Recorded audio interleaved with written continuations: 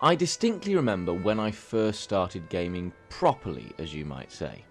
Dad and I had bonded over FA Manager on the PS1, our jointly run Shrewsbury Town team was crushing all comers, but the first story game I really got my teeth into was Tomb Raider 2, which I played jointly with my mum. We had endless hours of frustrated fun, desperately trying to get past the Great Wall of China and through that bloody timed puzzle in Venice. While some things may have changed since those much simpler days, two big things have stayed the same. I still suck at Tomb Raider, and my mum still loves adventure puzzle games. One of her favourite series is Microid's Syberia, written by Benoit Sokal. Since Syberia is not on my radar, and my mum doesn't really keep up with the gaming industry as a whole, the news that a fourth instalment of this particular graphic adventure gaming series has taken a little longer to reach me than most, but now I know about it, so let's take a look at Syberia, The World Before Prologue. Announced in 2019 with this demo version coming out in October 2020, The World Before has been in development for over 3 years, and the full game is expected to drop later in 2021. And if this demo is anything to go by, it may well be worth the wait. Before I go any further, it should be explained that while I am aware of Syberia through my mum, I have never actually played a single game in the series until this demo, so I apologise to die-hard fans if I miss any of the nuances. Actually, that's probably not a bad place to start.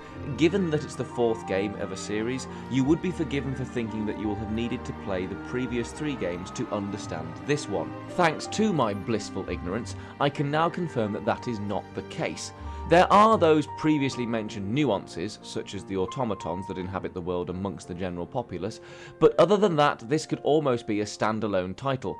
I happen to know that it is a pretty much direct continuation from Syberia 3, roughly a year has passed since the events of that game, so new and hardened fans alike will be able to enjoy this latest offering. The story is seemingly split between 1937 Germany, or Austria, it isn't immediately clear, and 2004 Syberia, and follows 2 protagonists, Dana Rose, a 17-year-old pianist, and series stalwart Kate Walker. And already there are, unsurprisingly, signs that the story is going to be a very, very good one. Benoit Sokal is a talented writer, and it is no shock that even in the mere 60 minutes of gameplay available in the demo, the potential for this to become a top-tier story is visible. Not only in the writing, but in the implementation as well. The graphics are solid, nothing special, but strong enough to be getting on with, and the environments are well designed and detailed, with some neat touches here and there. The voice acting is pretty solid too, but I feel the lip-syncing animations have perhaps been neglected during the translation process. They never quite match up to what's being said. But the musical score and sound design that we have so far are top-notch, and I can see potential for some very atmospheric moments with the depth of both writing and soundscaping. Technically, we are given some interesting puzzles to solve, but, as you'd expect from the first hour of gameplay, nothing that taxes you too hard.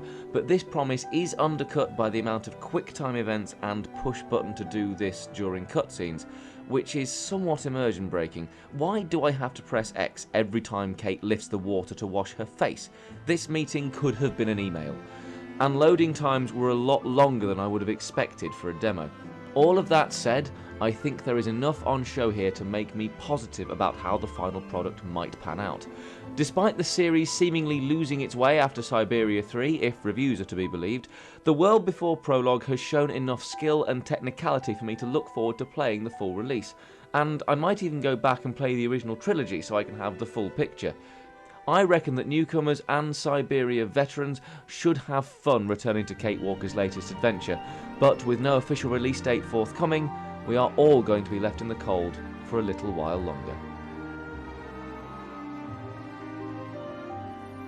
I've been Chris for Invicta magazine, and thank you for watching. Let us know what you think in the comments, and if you enjoyed it, please do give this video a like and a share.